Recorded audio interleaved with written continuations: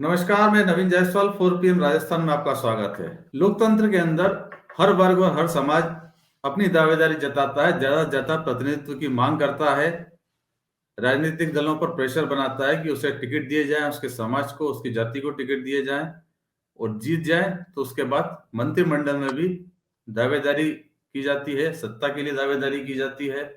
और राजस्थान के अंदर लगभग राजस्थान ही नहीं बल्कि देश के अंदर राजनीति के अंदर जहाँ लोकतंत्र सिस्टम है, हर समाज ये कोशिश करता है, दबाव बनाता है। लेकिन एक वर्ग ऐसा भी है जो संख्या में बहुत कम है, लेकिन फिर भी उसे प्रतिनिधित्व खुलकर मिलता है अपनी आबादी के अनुपात में। राजस्थान के अंदर यदि हम बात करें तो उस वर्ग का प्रतिनिधित्व बहुत ज्यादा है और उसको लेकर कभी कहीं विवाद भी नहीं खड़ा होता है। हम बात कर रहे हैं जैन समाज की।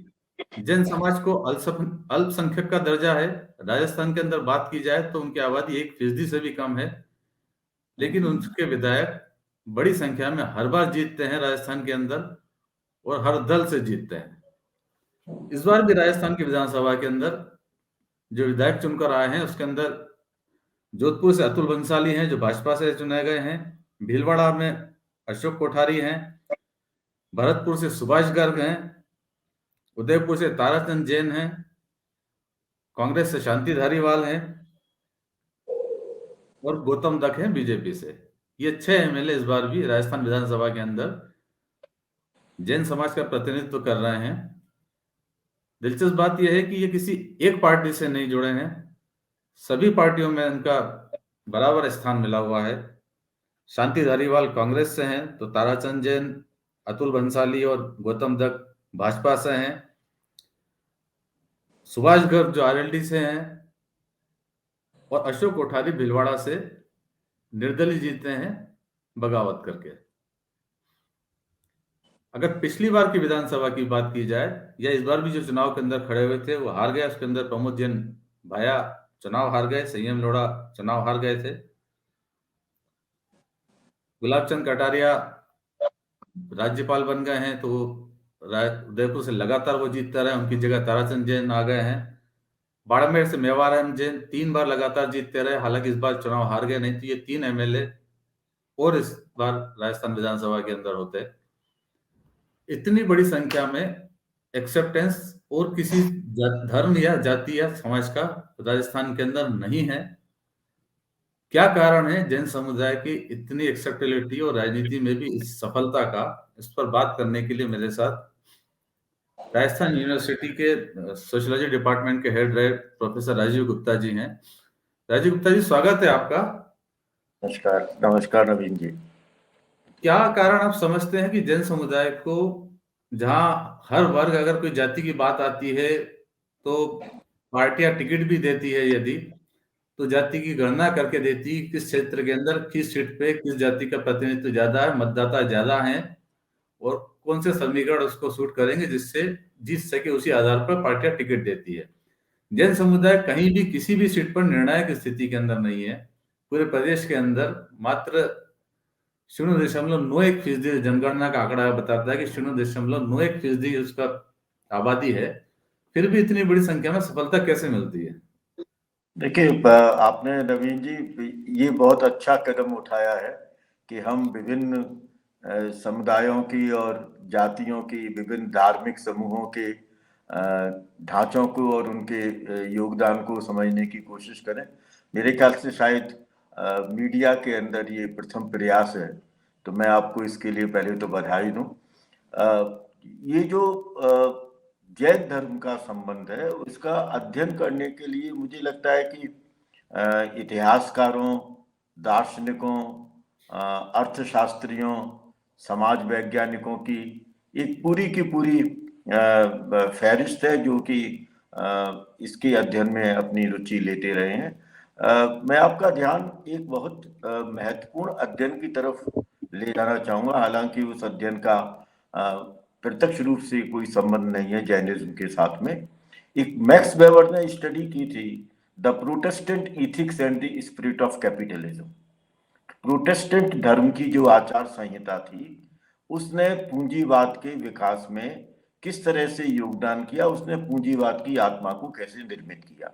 अगर मैं उसके कुछ फ्रेम्स को जैनिज्म के ऊपर लागू करने की कोशिश करूं, तो मुझे लगता है कि एक बहुत महत्वपूर्ण टर्निंग पॉइंट हमारे सामने आ सकता है।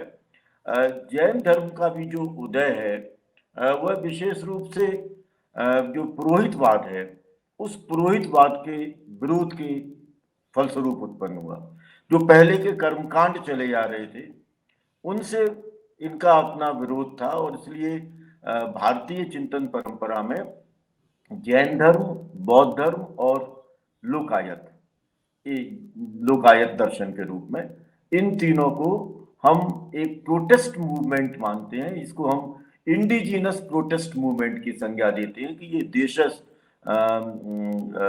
विमति मूलक आंदोलन था, जो कि उस समय की ऑर्थोडॉक्सीज का विरोध कर रहा था। एक बड़ा इंटरेस्टिंग पार्ट इसके अंदर ये रहा जैनिज्म के अंदर, कि ईश्वर की अवधारणा के बिना, देखिए मैं पूरा तो हम इसकी चर्चा कभी विस्तार से और भी कर सकते हैं वैसे, कि ईश्वर की अवधारणा के बिना इस समूचे ब्रह्मांड को हम समझ सकते हैं। ये जैनिज्म की फिलॉसफी के अंदर कहीं ना कहीं मालूम था, और हम उसको पूर्ण रूपेण समझ सकते हैं। एक तो ये पक्ष था जो कि हिंदुत्व की अवधारणाओं से इसको अलग करता है, और दूसरा ये था कि जो भी मनुष्य है, कोई भी मनुष्य, वह अगर चाहे तो अपने प्रयासों से परम तत्व की प्राप्ति कर सकता है। कोई भी मनुष्य अगर चाहे तो, इसका मतलब है कि अगर जो नहीं चाहता है परम तत्व की प्राप्ति, वो ना करे। और इसलिए जैन धर्म को हम क्रूड मैटेरियलिज्म के साथ जोड़ते हैं कि ये कहीं ना कहीं भौतिकवादी स्वरूप को महत्व दे रहा था। कुछ लोग चाहें तो परम ज्ञान की प्राप्ति कर सकते हैं, और कुछ लोग चाहें तो अपने सामाजिक जीवन के अंदर हस्तक्षेप कर सकते हैं। वैश्य धर्म जो समुदाय था, उस वैश्य समुदाय का एक बहुत बड़ा हिस्सा, जो कि पुरोहितवाद से और अन्य ऑर्थोडॉक्सीज के कारण परेशान था, उसने जैन धर्म को स्वीकार किया। एक हिस्से ने बौद्ध धर्म को स्वीकार किया। तो जैन धर्म का जो संबंध रहा, वह व्यवसाय के साथ में रहा, एंटरप्रेन्योरशिप के साथ में रहा। और जो एंटरप्रेन्योर होते हैं, चाहे वो कृषि के क्षेत्र के साथ जुड़े हुए हों, चाहे वो उद्योग के साथ जुड़े हुए हों, चाहे वो ट्रेड और बिजनेस के दूसरे पक्षों के साथ जुड़े हुए हों, उनकी कुछ विशेषताएं विकसित हो जाती हैं, जैसे प्रोटेस्टेंटिज्म में हुई थी। टाइम इज मनी, समय ही धन है, धन से धन की वृद्धि होती है, man is the master of own purse, मनुष्य अपनी संपत्ति का स्वयं स्वामी है। इस तरह की जो टेंडेंसीज थी, वो जैनिज्म के अंदर विकसित हुई। हालांकि कमिटमेंट उनका था, ईमानदारी वाला कमिटमेंट था, और व्यवसाय के साथ पूरी प्रतिबद्धता के साथ उन्होंने काम किया। अहिंसा को अपनाया, शांति को अपनाया, लोगों के साथ सौहार्दता मूलक संबंधों को अपनाया, किसी को किसी प्रकार की हानि ना पहुंचे, इसके लिए उन्होंने जैनिज्म के टेनेट्स को इस्तेमाल किया। और नतीजा ये हुआ कि विश्व के सभी हिस्सों के अंदर और भारत के सभी समूहों और समुदायों में जैनिज्म की एक्सेप्टेबिलिटी बढ़ती चली गई। वो चाहे श्वेतांबर हों, चाहे दिगंबर हों, चाहे उनके और दूसरे सब सेक्ट्स हों, लेकिन उन सब ने जिस तरह से योगदान किया, उस योगदान के कारण ये आज भारतवर्ष के अंदर ही नहीं, विश्व भर के अंदर एक जो एफिलेंट सोसाइटी है, जो समृद्धशाली तबका है, उस समृद्धशाली तबके के रूप में जाना जाता है। यानी मनी पावर और फाइनेंशियल पावर का एक बहुत बड़ा हिस्सा जैन धर्म के साथ में और जैन धर्म से संबंधित समूहों के साथ जुड़ा हुआ है। आपने अभी बात कही, एक तो परसेंटेज तो कम है, माइनॉरिटीज में है, लेकिन सबसे ज्यादा प्रॉस्परस कम्युनिटी है ये, और सबसे ज्यादा लिटरेट है। शिक्षा का स्तर भी अगर आप 2011 के सेंसस के साथ चले जाएं, तो सबसे ज्यादा समृद्धि और सबसे ज्यादा शिक्षा ये जैनिज्म के अंदर है। और इसका परिणाम ये हुआ है कि भारतवर्ष में ही नहीं बल्कि बाहर के देशों में भी इन्होंने अपनी उस मनी पावर और नॉलेज सेंट्रिक पावर के आधार पर काफी कुछ अपने मुकाम स्थापित किए हैं। और जब आप मनी पावर और नॉलेज पावर के साथ जुड़ जाते हैं, तो नेचुरली आप राजनीतिक दलों की जो लाइकिंग है उसका हिस्सा बन जाते हैं।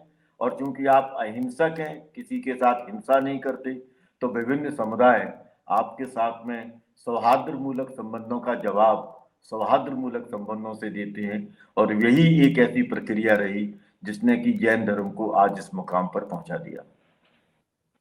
तो आपका कहना यह है कि मनी पावर है, नॉलेज पावर है, और किसी जाति से शायद टकराव भी नहीं है उनका, कोई कंपटीशन किसी वर्ग या समाज से नहीं है, इसलिए शायद उनकी एक्सेप्टेबिलिटी इतनी ज्यादा है और चुनावी राजनीति में इसका फायदा मिलता है। फायदा मिलता है। एक दूसरा पक्ष और भी है। एक ये मतलब एक स्थान से दूसरे स्थान पर अपने समृद्धि को और अपने ज्ञान के स्रोतों का विस्तार करने के लिए कभी भी किसी प्रकार का गुरेज नहीं करते। तो ये एक जो माइग्रेशन है, जिस माइग्रेशन के कारण आप एक शैक्षणिक और आर्थिक समृद्धि प्राप्त करते हैं, वह भी इनकी अपनी जीवन शैली का हिस्सा है। एक चीज और इसमें हमको बड़ी इंटरेस्टिंग देखने को मिलती है जैन धर्म के अंदर, क्योंकि इनका संबंध व्यवसाय से ज्यादा है, ट्रेड बिजनेस से ज्यादा है। परिणाम स्वरूप इनका अपना जो परिवार है, वह परिवार काफी कुछ सामूहिकता का और एकजुटता का प्रतिनिधित्व करता है, जिसको हम एक कई बार कहते हैं कि भाई एक इस तरह का पूंजीवाद, प्रीमोर्डियल कैपिटलिज्म जिसको बोलते हैं, उत्तराधिकार में आगे बढ़ते चले जाना। तो वो उत्तराधिकार में इसलिए ये आगे बढ़े हैं क्योंकि इनके अपने परिवार के अंदर काफी कुछ एकजुटता रही है। मैं ऐसे बहुत सारे परिवारों को राजस्थान विश्वविद्यालय में जानता हूं जो कि जैन धर्म के साथ जुड़े हैं, जिन्होंने प्रॉस्पेरिटी भी ली है और ज्ञान के क्षेत्र में, प्रशासनिक क्षेत्र में उन्होंने काफी कुछ महत्वपूर्ण योगदान किया है। मैं आपको ध्यान दिलाऊं, एक बहुत महत्वपूर्ण आईएएस ऑफिसर जो अब नहीं है, एमएल मेहता, उनका अपना जो एक कंट्रीब्यूशन था पूरे राजस्थान के विकास में और राजस्थान के प्रशासनिक ढांचे को सुनिश्चित करने में, उस योगदान को कोई भी प्रशासनिक अधिकारी नहीं भूलता। और उनके परिवार ने जिस तरह से सोशल वेलफेयरिज्म के अंदर, शिक्षा के क्षेत्र में, अन्य क्षेत्रों में योगदान किया है, वो महज एक एग्जाम्पल है। दूसरी एग्जाम्पल, हालांकि हमारी बड़ी सारी असहमतियां हो सकती हैं, उनको सरकार का या राज्य का संरक्षण भी प्राप्त हो, उसके बारे में भी हम कोई यहाँ टिप्पणी नहीं करेंगे, लेकिन गौतम अडानी परिवार जैन परिवार है। गुजरात के अंदर जितनी भी जैन फैमिलीज हैं, उनकी प्रॉस्पेरिटी और उनके अपने जिस तरह के इन्वॉल्वमेंट, तो मैं तो अनेक परिवारों को जानता हूं, इसलिए मुझे कोई भी ऐसा परिवार जैनिज्म के अंदर नहीं मिला जो कि कॉम्पिटिटिव कैरेक्टर का हो, आपसे प्रतियोगिता करता हो। क्योंकि मुझे लगता है कि क्योंकि वो अहिंसा और शांति में विश्वास रखते हैं, तो और प्रतियोगिता अपने आप में एक प्रकार की हिंसा है, इसलिए वो उस तरह की प्रतियोगिता नहीं करते हैं, अहिंसक रहते हैं। और जिस तरह के सेटिस्फेक्शन के लेवल के साथ वो आगे बढ़ते हैं अपने सामूहिक प्रयासों से, उन्होंने इसको एक गति दी है। और इसका परिणाम ये हुआ है कि आज भारतवर्ष के आर्थिक विकास में और पूंजी के संकेंद्रण में जैन समुदाय की अपनी एक बहुत महत्वपूर्ण भूमिका है। अब वो चाहे ज्वेलरी का बिजनेस हो, चाहे टेक्सटाइल के बिजनेस हो, उन सब के अंदर पूरा का पूरा सूरत का इलाका आप देख लीजिए, शेखावाटी के इलाके से और राजस्थान के इलाके से अनेक जैन परिवार मारवाड़ी होकर के देश के दूसरे भागों में गई, जो साउथ में चले गए, महाराष्ट्र के अंदर चले गए, और वहां भी उन्होंने अपने आप को काफी कुछ अच्छे मुकाम पर पहुंचाया। तो एक लगता है कि वो जो एक विकास है ना, वो विकास। और दूसरी सबसे बड़ी बात जो मुझे लगी उसमें अब धीरे धीरे संभवतः कोई बदलाव आ जाए तो बात अलग है। जैन धर्म ने कभी भी अपने एक जो ऑर्थोडॉक्सी वाले रुख को, सांप्रदायिकता वाले रुख को नहीं अपनाया। उनके लिए कोई अन्य नहीं है। अन्य धर्मों के अंदर जैनिज्म में और बुद्धिज्म में मैंने ये विशेषता देखी एक समाज विज्ञान के विद्यार्थी के रूप में, कि वो वी वर्सेज अदर्स में विश्वास नहीं रखते, हम बनाम अन्य में नहीं रखते हैं। वो चाहे कोई भी समुदाय हो, उनके लिए क्रिश्चियनिटी की भी नजदीकी है, उनके लिए इस्लाम की भी नजदीकी है, उनके लिए हिंदुत्व की भी नजदीकी है। जैनिज्म माइनॉरिटीज धर्म होते हुए भी उन्होंने हिंदू धर्म की अनेक जो कार्य प्रणालियां हैं उन कार्य प्रणालियों को अपनाया। और एक चीज अगर आपने देखी हो, और इसकी चर्चा पश्चिमी समाज वैज्ञानिकों ने भी बहुत की, जब पश्चिम के समाज वैज्ञानिक और इतिहासकार भारतवर्ष में आए थे तो उन्होंने अपने एक अध्ययन में लिखा कि जो इनके टेम्पल्स हैं वो टेम्पल्स इतने स्वच्छ हैं, इतने साफ हैं। और दूसरी तरफ उन्होंने उस वक्त उस समय के दौर में कहा कि जो हिंदू टेम्पल्स हैं वो बहुत उनमें गंदगी हमको काफी कुछ देखने को मिलती है। तो जो एक सफाई है वो हमारी जीवन शैली का प्रतिनिधित्व करती है। सफाई का मतलब यह है कि अगर मैं अपने परिवार के, अपने घर को, अपने मंदिर को, अपने आप को इतना स्वच्छ रखता हूं तो स्वाभाविक है कि मैं अपने सामाजिक जीवन के अंदर भी मूल्यों और कार्य प्रणालियों को लेकर भी स्वच्छता को बरतूंगा। किसी प्रकार की कोई जो इलेजिटिमेट एक्टिविटीज हैं वो संभवतः तुलनात्मक रूप से कम होती है। मैं ये तो नहीं कहूंगा कि वहां नहीं होती होंगी, लेकिन तुलनात्मक रूप से कम होती हैं और इसलिए इनकी अपनी एक्सेप्टेबिलिटी का दायरा बढ़ता चला जाता है। तो सर, जैसा आपने बताया कि किसी वक्त के अंदर वैश्य समुदाय था, वो ज्यादा कन्वर्ट हुआ है पुरोहितवाद के विरोध में जैन धर्म में। और अब भी जब, जैसा अभी राजस्थान के अंदर जो नए चुनाव हुए हैं उसके अंदर विधायकों की गणना की जा रही है, मंत्रियों की गणना की जा रही है, जातिगत समीकरण देखे जा रहे हैं, तो उसमें ये गिनती होती है कि राजपूत समुदाय, राजपूत इतने हैं, जाट इतने हैं, गुर्जर इतने हैं, मीणा इतने हैं, ब्राह्मण इतने हैं और वैश्य इतने हैं। और जब वैश्य की बात आती है तो हिंदू, बाकी सब जातियों में धर्म, हिंदू धर्म के अंदर की जातियों की गणना की जाती है, लेकिन जब वैश्य की बात आती है तो जैन को भी शामिल कर लिया जाता है। जैसे अभी मंत्रिमंडल में जगह देने की बात हुई प्रतिनिधित्व की, तब बात ये आई कि मैं एक विश्लेषण पढ़ रहा था किसी अखबार का कि वैश्य समुदाय से एक प्रतिनिधित्व मिला है, मगर जो प्रतिनिधित्व मिला है वो गौतम कुमार दत्त जो जैन है उनको मिला है। खंडेलवाल या अग्रवाल या उस समाज से किसी को प्रतिनिधित्व नहीं मिला, उसके बावजूद उन्हें वैश्य समाज में गिना जा रहा है। तो ये एक्सेप्टेबिलिटी वैश्य समाज के अंदर जैनियों की है, हिंदू धर्म में भी है। जी, इसलिए है क्योंकि जो ट्रेड और बिजनेस है ना, वैश्य का जो परंपरागत व्यवसाय था वह परंपरागत व्यवसाय व्यापार करना था। और व्यापार के एक बहुत बड़े हिस्से के अंदर जैन समुदाय से संबंधित जो परिवार हैं उनका अपना समावेश होता चला गया। अच्छा, उस समावेश में आपने देखा होगा जब आप व्यापार का हिस्सा बनते हैं तो व्यापार की एक विशेषता होती है जो शायद अन्य व्यवसायों के अंदर उतनी नहीं है। अब नए प्रोफेशंस के अंदर वो विशेषता जरूर आ रही है कि आपकी जो अंतःक्रिया का दायरा है वह अंतःक्रिया का दायरा किसी सीमा में नहीं बंधा होता। मुझे अगर व्यापार करना है तो मैं किसी का भी विरोध नहीं करूंगा, मैं किसी की भी असहमति नहीं करूंगा, मैं किसी के खिलाफ नहीं जाऊंगा, क्योंकि उसका जो प्रभाव है वो मेरे अपने व्यावसायिक संबंधों के ऊपर पड़ता है।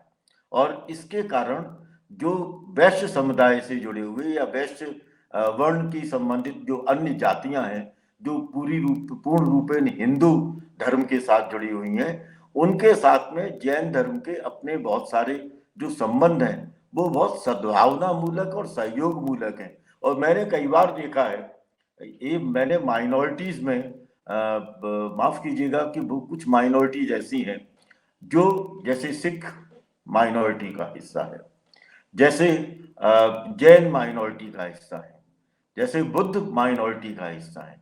ये किसी भी रिलीजियस प्लेस के सामने जाकर के सर झुकाते हैं।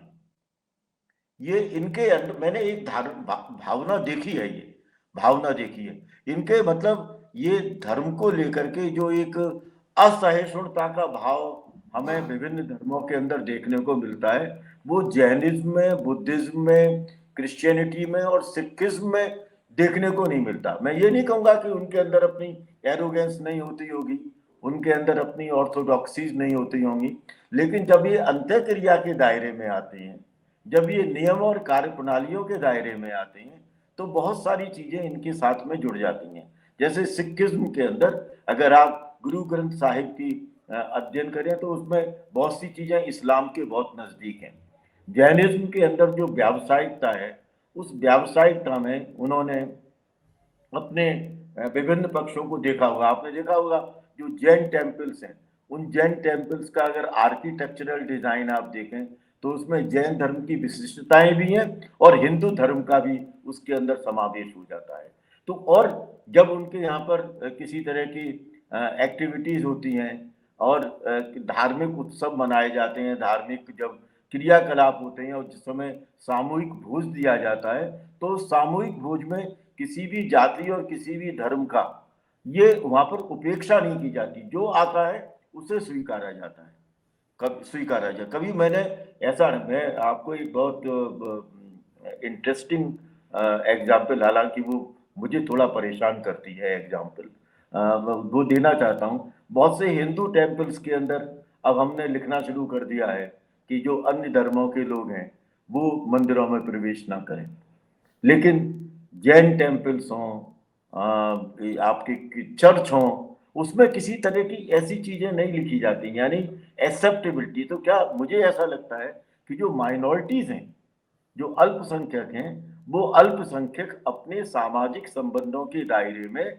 जो बहुसंख्यक लोग हैं, उन बहुसंख्यक लोगों को लाने में किसी तरह की कोई उपेक्षा नहीं बरतते, किसी तरह की कोई कोताही नहीं बरतते, वो किसी तरह की दूरी का एहसास भी नहीं करवाना चाहते हैं।